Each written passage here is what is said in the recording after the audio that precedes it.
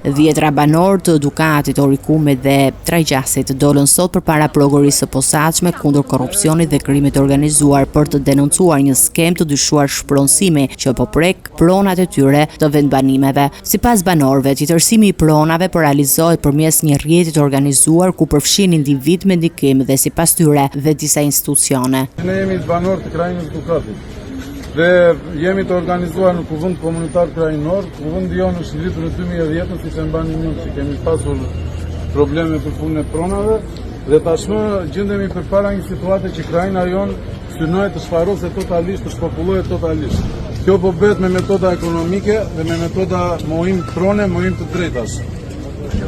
Situata është që neve aktualisht na ka ardhur IKMT-ja dhe kërkon të prish të gjitha njësitë ekonomike që kemi në territorin e krajinës tonë. Krajina jonë ngelet praktikisht pa financë, pa ekonomi dhe ne nuk mund të mbjetojmë në atë krajinë. Kështu që për këtë arsye ne mendojmë që ata kërkojnë të na shpopullojnë. Dhe mbas prishjes së ndërtesave kanë plan të zaptojnë tokat sepse kanë rifreskuar certifikatat e pronësisë që janë të bëra me falsifikim nga zaptues dhe grabitës që nuk i përkasin krajinës tonë fare, janë bërë kompensime në mënyrë të palishme, janë bërë mbi vendosje të pamerituara dhe ne për këtë arsye jemi detyruar të rimbledhim kuvendin prap edhe të organizohemi për të mbrojtur veten tonë ligjërisht edhe fizikisht nëse do të jetë e nevojshme. Të na japin pronat siç na takon neve sepse jemi banor autokton qindra vjeçar dhe më të rinjt atje janë 80 vjeçar apo 75 vjeçar.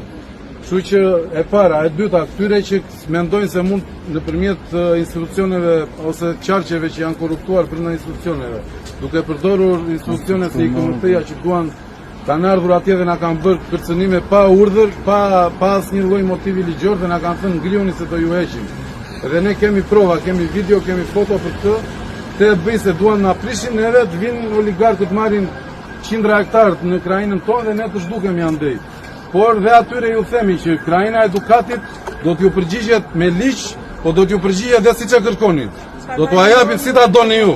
Avokati i banorëve Arben Llangozi bëri me dije se hetimet parapraka kanë evidentuar dyshime se disa prona mund të njihen në favor të shtetasve të huaj duke lënë banorët lokal pa të drejtat e tyre. Ai shtoi se qytetarët kërkojnë ndërhyrjen e drejtësisë për të parandaluar dhunimin e pronësisë dhe për të garantuar që çdo veprim të jetë në përputhje me ligjin. Banorët e prekur kërkuan që SPAK të hetojë me shpejtësi dhe të zbarë të gjithë rrjetin e personave që sipas tyre po përfitojnë në mënyrë të palishme nga pronat e komunitetit. Protestat përbëjnë një apel të qartë ndaj institucioneve për të siguruar drejtësi dhe për të mbrojtur të drejtat e pronarëve lokal.